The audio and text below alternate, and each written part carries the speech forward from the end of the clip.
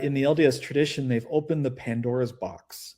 What I mean by that is they have historically decided that these very absolute statements about God can later be relativized.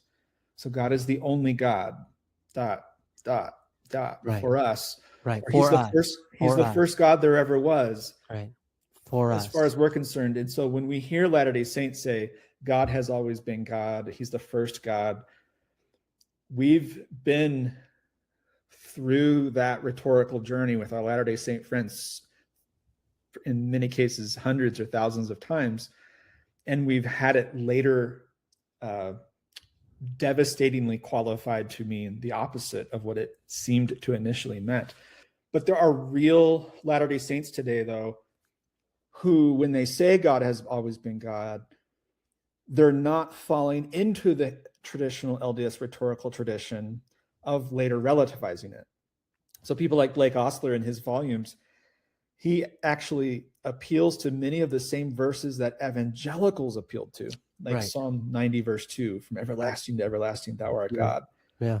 And he thinks that's a strong reason why Latter-day Saints should reject the post-Joseph Smith Brigham influenced tradition, in his view, of believing that there's a backwards lineage of deities prior to Heavenly Father. So anyway, there's a real variety today, and it's kind of hard.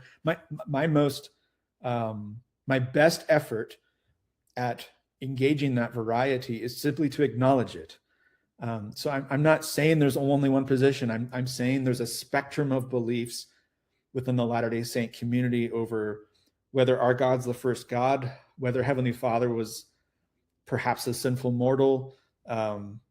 There's a spectrum of belief about whether God might have multiple wives, about whether God is still learning, whether he's still progressing, about whether when we become gods, so-called, whether we'll have our own jurisdictions and our own spirit children who worship us and relate to us in the same way that we relate to heavenly parents.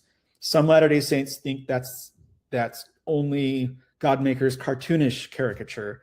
Other Latter-day Saints think that's par for the course traditional Latter-day Saint faith to be respected and revered. And so there's a spectrum there, and it's very hard right now for evangelicals to have these discussions because we're kind of like, I don't really know if they're affirming or denying with a kind of later backdoor qualification that ends up in the category of affirming. And it becomes extremely hard for us to have like open interfaith dialogue with clarity if we can't have our cards on the table. If it's going to be poker, bluffing, confidence gaming, rhetorical shifting, category switching, then we just can't have good interfaith dialogue. But if we put our cards on the table, then we can have some great conversation.